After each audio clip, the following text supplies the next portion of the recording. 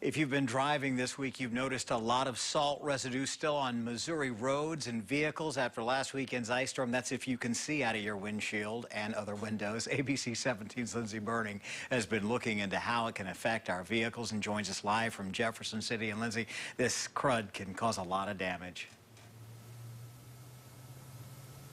Yeah, Joey, you know, every winter you hear just how important it is to wash your vehicle after snow and ice, but many of us, including myself, are guilty of putting that off, especially when it's cold out. Today, I talked to a local automotive repair shop owner about just how much damage that can really do.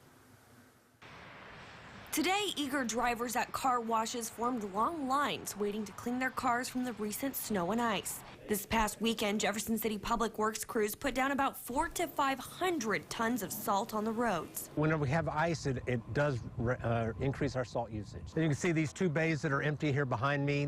Those were full before we started. Several days later, there's still evidence left of the salt mixture on streets and unwashed cars everywhere you look. Apart from being a bit of an eyesore in the winter, experts say it can actually become a safety hazard. The salt and the brine will lay between brake lines and other metal components on your car and the frame, and that's where you really have problems. You'll lose your brakes.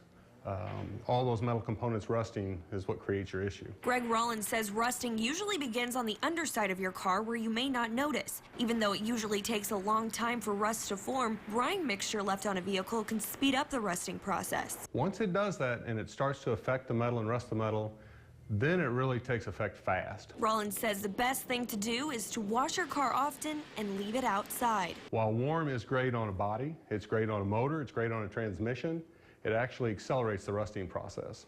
The humidity in your home will increase the rusting on your vehicle.